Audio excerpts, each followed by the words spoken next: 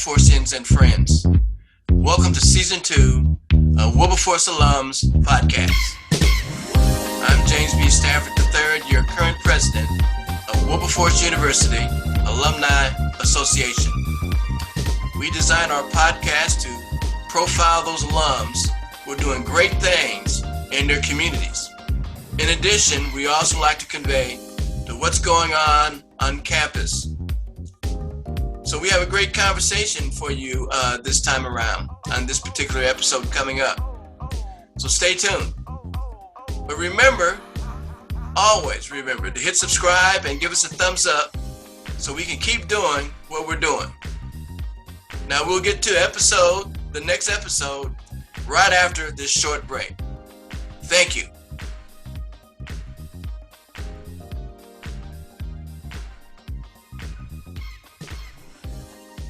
Hello, my Wilberforce friends and family. Welcome to Season 2, Episode 6 of Wilberforce Alums podcast. This represents our last podcast for the year of 2021. So what I want you to do is be prepared for Episode 3. Yes, Episode 3 that will take place in 2022. It's hard to believe 2021 has been a very challenging year, but we made it through with God's blessing. So, hey, let's keep it going. And today, let me also say, before we move along any further, make sure you subscribe to this podcast and give us a thumbs up. That helps us continue to do these things regarding Wilberforce Alums podcast, to get the word out about Wilberforce, who we are and what we do, and mainly the products that pass through the doors as graduates of Wilberforce University. Now, today, in episode 6, I want to introduce our primary graduate who's going to tell us a little bit about himself, who many of you may already know. He's from the class of 1999, Kian Furnace. Good brother from the class of 1999. So at this point, let me just kind of turn it over to Kian and say, Kian, tell us a little bit about yourself and how you got to Wilberforce. All right. Well, hello, everyone out there. I got to Wilberforce by way of Los Angeles, California, specifically Inglewood High School. And I was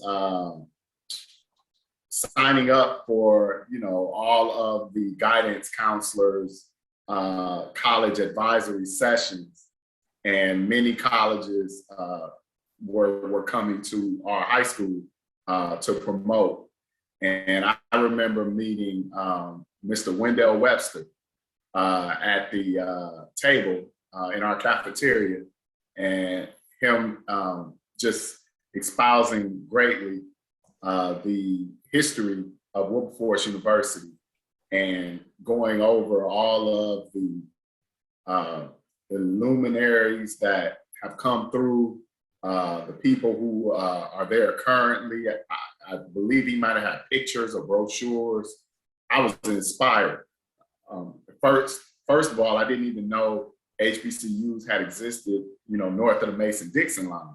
I had an older brother at the time who was at Morehouse College, and I pretty much knew about that scene, but I wanted something different for myself. I'm also an identical twin, and my identical twin came away to Wilberforce with me. We both finished in '99. And we were also looking for an opportunity to go away to school together. Well, let me change that. My mother said we had to go to school together. So, so it was a package deal. Wilberforce got buy one, get one free. So, yeah, I went away to Wilberforce. I majored in mass media communication. While on campus, I was involved in Black Male Coalition. I was involved in emceeing the Miss Wilberforce pageant at that time. We didn't have a Mr. Wilberforce. I did tour guide. I was an ambassador while I was there. I volunteered for one of the galas. Can't remember the number of years, but it was one of Wilberforce's big number of anniversaries, and I represented the university in that way. The 90s were historic. I had a chance to get sponsored by one of the female organizations on campus. And my brother and most of my friends got a chance to go to the Million Man March while we were on campus. That was historic. Wilberforce was well represented. I participated in a number of student activities. I was the president of the Southern California pre-alumni while I was there. That really gave me a passion for being involved in the alumni side of things years down the line. So that was foreshadowing of kind of how I would spend my adulthood still connected to Wilberforce.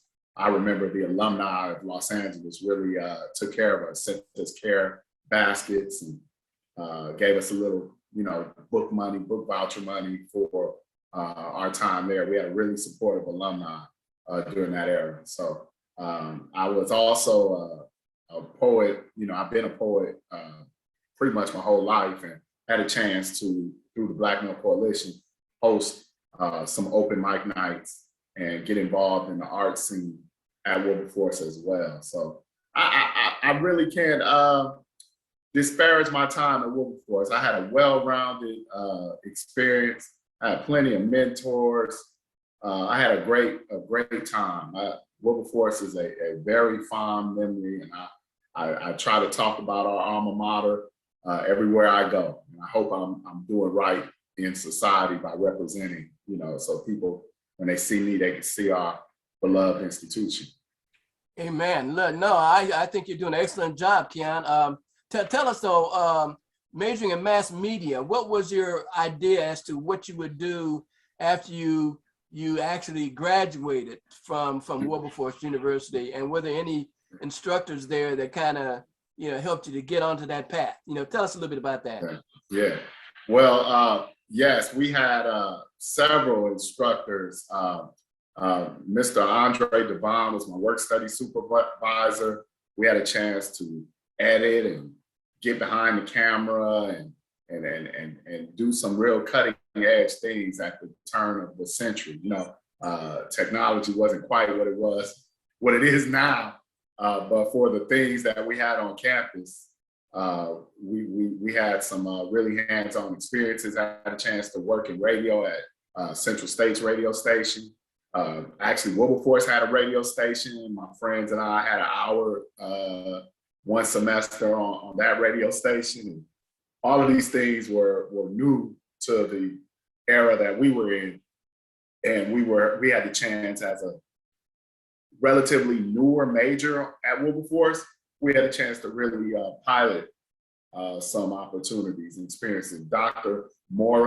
Tanya Mora showed us how to research, took us to Ohio University so we can research. And I did some things in her public relations class that I believe I take into elements of my work ever since. Actually, one of my early jobs after graduation was at the dawn of the real news outlets going to having digital platforms. I had a chance to edit and proofread digital content on a Christian website. It was an entrepreneur startup, and I was able to put some work into that early on in the entry-level capacity. So Wilberforce really prepared me for the sky being the limit. It wasn't so much that I'm working now technically in communications, but I am using my communications degree to a great degree, and I have used it in my walks of life. And I've been involved in things that are extracurricular for me and entrepreneurial, and those are the opportunities that Wilberforce, the experience and the network and connections really show. And that's how I'm able to kind of move through life and, support myself and my family. Perfect. So when you came to that point where you're about to graduate, and I know in looking at some information you sent me, you actually lived and worked in different locations across the country. Why don't you kind of lead us through how that started? Where did it go from there, and how did you end up? Yeah. So first of all, for the student coming away to Wilberforce from wherever, I think there's a line in our alma mater: from all states they come. And once you get to Wilberforce, you're likely to connect with someone from a different city. So most of my friends were Midwesterners, Chicago, Cleveland, Indianapolis, Detroit, Pennsylvania, so during the holidays, it was nothing for us after year one, because like I said earlier, my older brother was in Atlanta.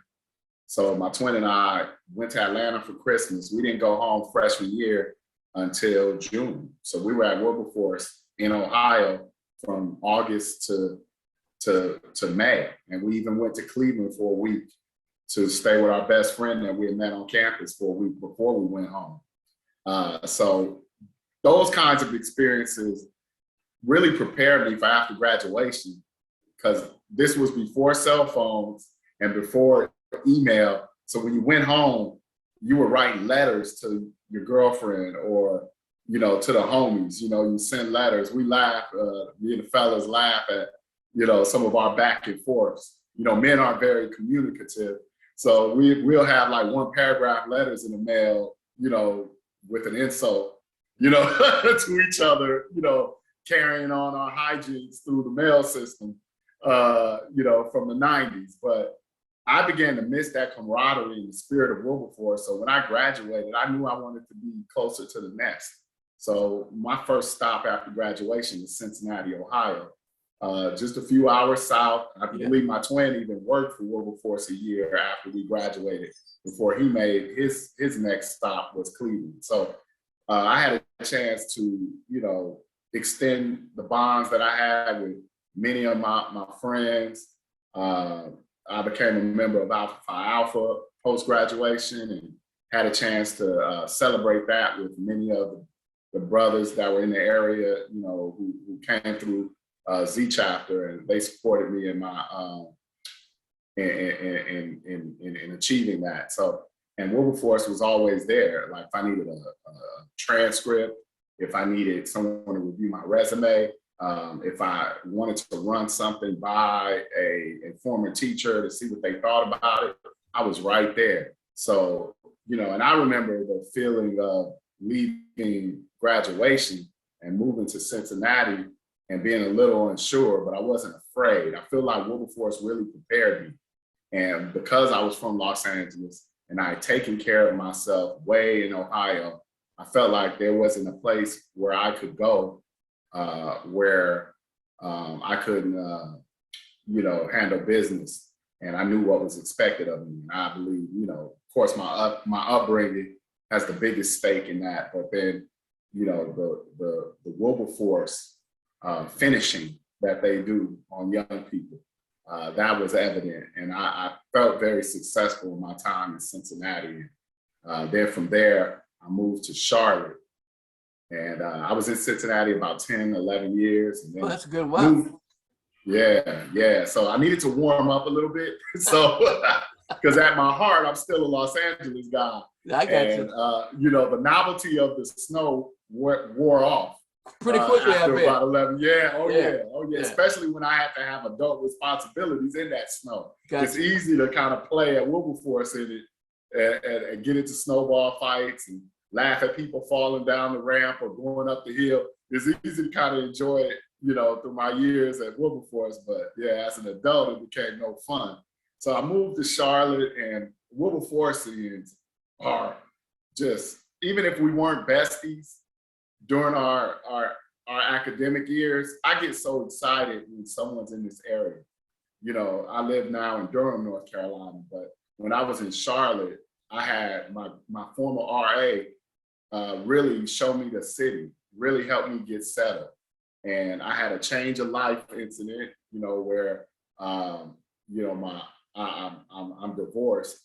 And while I was going through that, it was the community, the alumni who were in the area who came by to check on me. And it was really a testament to the bonds that we make at Wilberforce. You know what? That's interesting. You say that because I found that to be true myself. And I just wonder how you figure that's the case, because every time you meet a Wilberforcean, it's almost like family, automatic, right off the get. and what causes that, do you think? Shared experiences, even across generations too, because now that I'm active in the alumni chapter, there's that thing like, you could talk about your family members, but better not no outsider talk about the family, and that's kind of the communal sibling,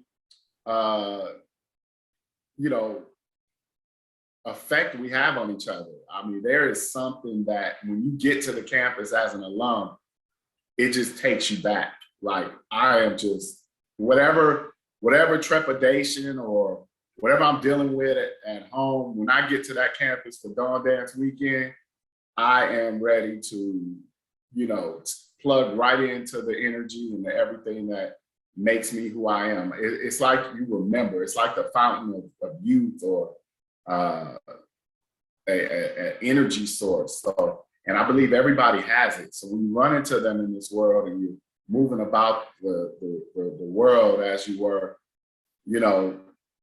it's just something about it. Like, when people meet our alums, they can say that, they can speak to probably what Wilberforce is all about because of who they ran into and what type of people they are. And I find our alumni to be very giving, very excited about our university, very proud of the time, whatever era they were there. And I mean, that support was everything for me. And it just helped fuel me and keep me going. And really, the spirit of Wilberforce is alive and well. And I can attest to that because our alumni have been great. And I try to be the person in the know if someone ever comes here so that I can return that favor as well. Mention about what role you play in the Alumni Association, the Greater North Carolina chapter. Yes. So I have been elected president for the next term. I will be taking office in January. Our Greater North Carolina chapter serves Winston-Salem to Durham to Raleigh and all kind of neighboring points in between. We have 2 alumni chapters here in the state of North Carolina, one in Charlotte, and then us as the Greater North Carolina. And actually we extend pretty much to Greensboro and High Point area as well. So we cover a good ground. We're growing, we're a small chapter. We're one of my hopes and goals, because this region is growing and has lots of economic opportunities. I'm hoping we can lure some more alumni here so that we can grow our chapter. And then once we grow our chapter, we can begin to, go out in the community and really compete with the other HBCUs, because they're like 10 or 12 here in the state of North Carolina. And we like to get a small portion of that market and get them to experience life like I did, going away from home to go to school. Great.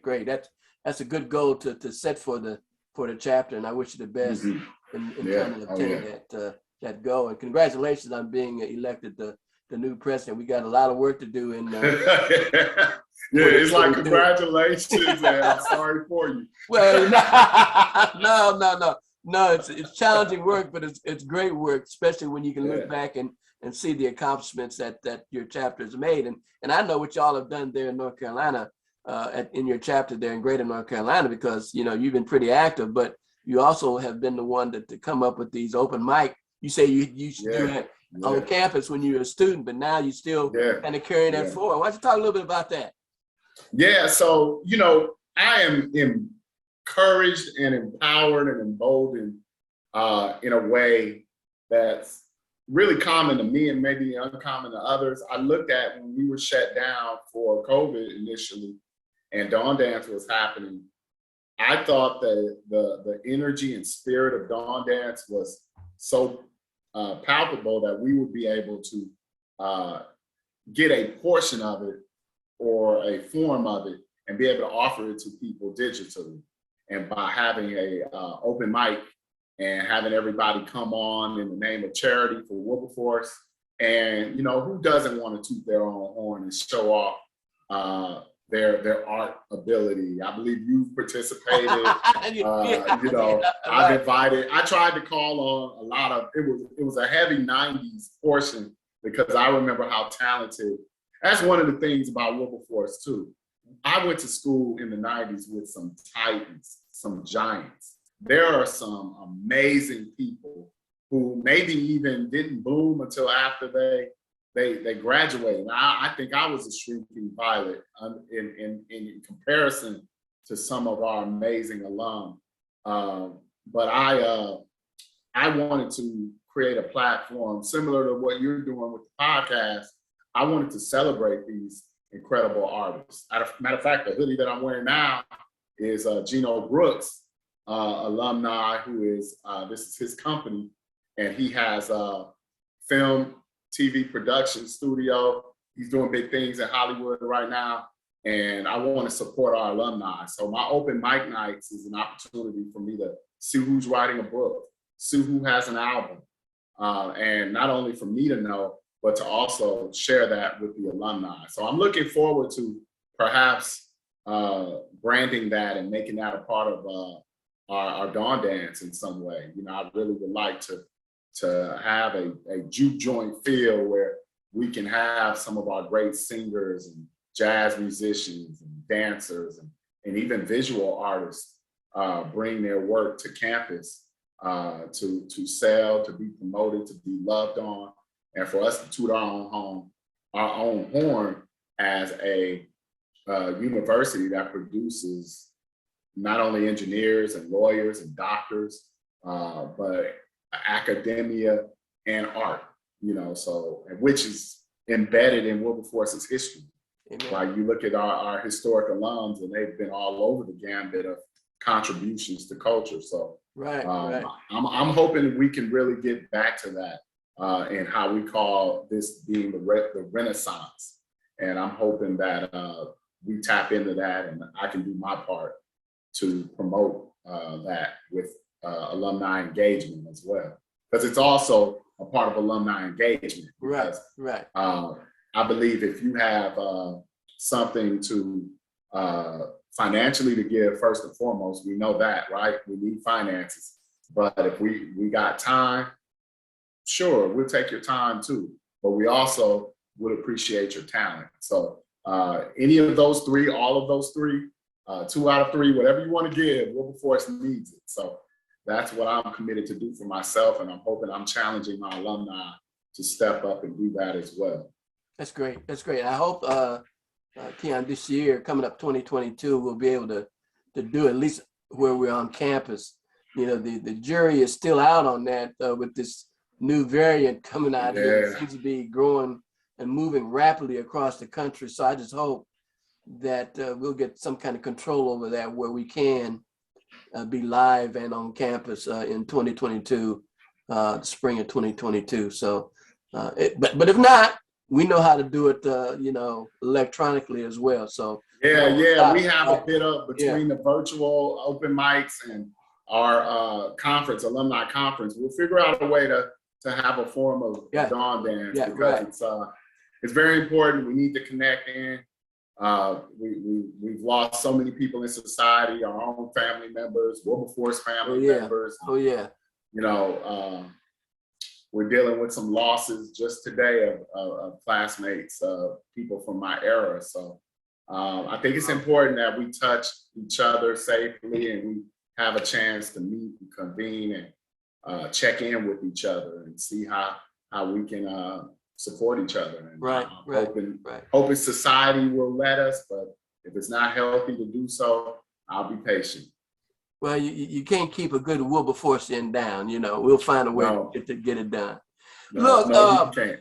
With one thing though, you haven't mentioned or elaborated on is the fact that in addition to all these things you've done, you're also an author. Yes, I am. And you know, we don't want shameless plug. You don't want that to get by without you making the comment about that and tell us about that after the snap. I tell us about it, but I'd like to know how you arrived at that title. Well, The title is a ode to the Marvel comic books. Yeah. The big movies that were out the year of the pandemic. I sit and watch all that content. I watch the TV shows, the movies, everything. And I think I had some other working titles for my book. I can't even remember right now. But I thought about After the Snap. And it's kind of a double entendre because in poetry, you know, if you like something you hear, you snap, right? Right. But for the purposes of also of this book, the double meaning is there was a character who snapped his finger and half of the world's population disappeared. Ah, okay. And it was like a cleansing. And it was arbitrary, right?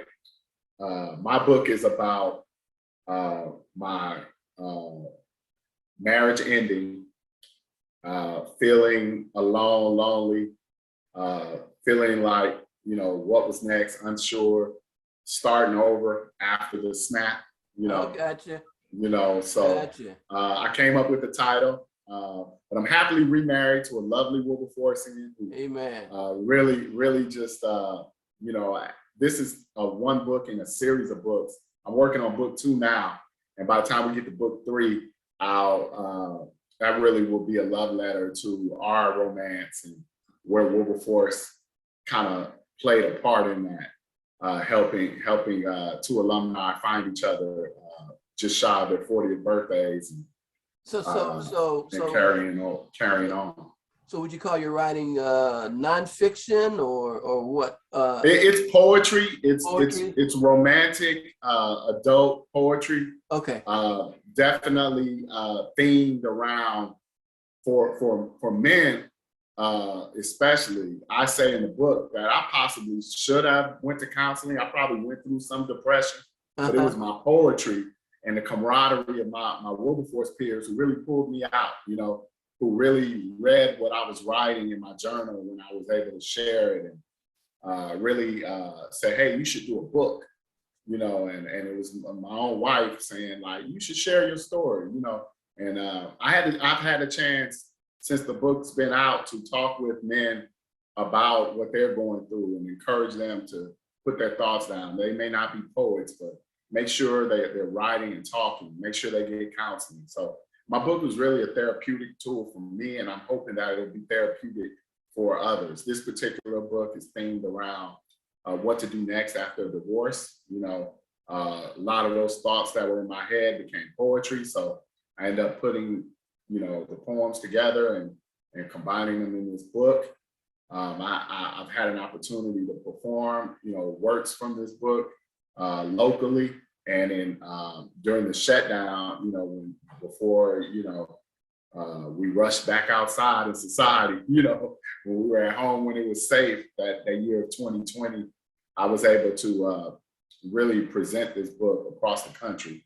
And I'm very proud of what I was able to accomplish.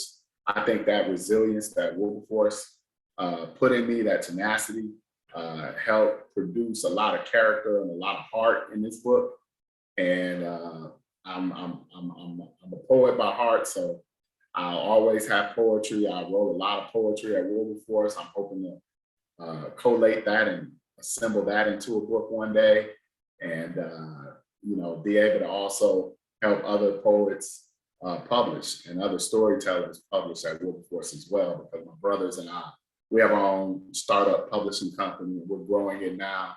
We're building it again. My twin and I are really taking it under the reins, trying to get 22 off to a good start so that we can really build it and get to a point where we can accept other artists' works and be able to package it and get it out and be able to take care of it. So coming soon, you'll see a call for artists to support Magnificent Brothers Publishing. Magnificent Brothers LLC is my twin and I, Wilberforcean, and then my older brother is a Morehouse alum, 3 HBCU graduates, and we really care about our alma maters. We all create poetry and other works of art. So your publishing company, will it just be catering to those who write poetry, or Fiction? No, no, not at all. We hope to take in, all kinds of writings, and help in the art world. We're going to be really defining who we are in this new year.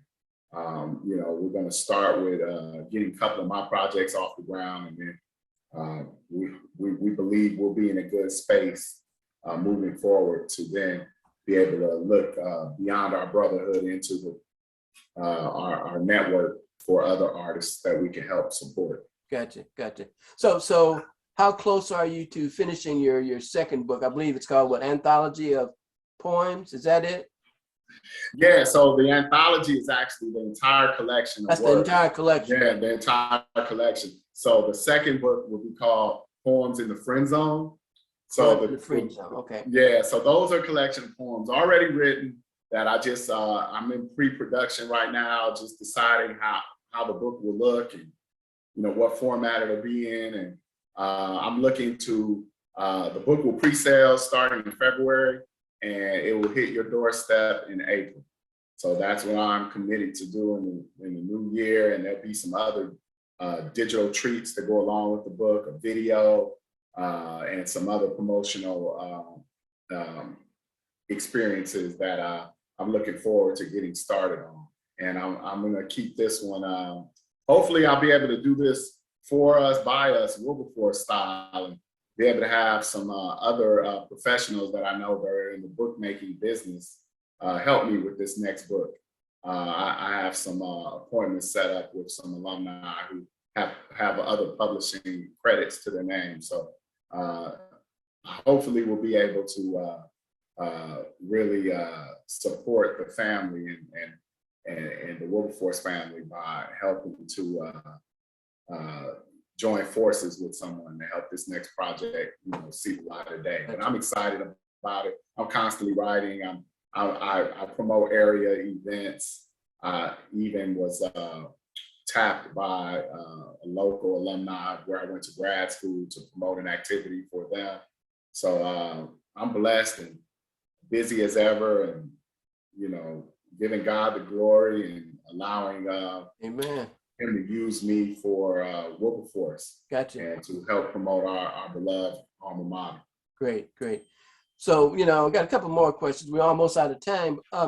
Did you ever think, though, that you would write a book or become an author of any type when you walk through the doors? And the reason I ask that question is because I get asked that several times, because I wrote a book, my only one. I only plan not to write anymore because it takes a lot of concentration and work, man. It took me 3 years to write the one I wrote. So tell me, what was your thought about that?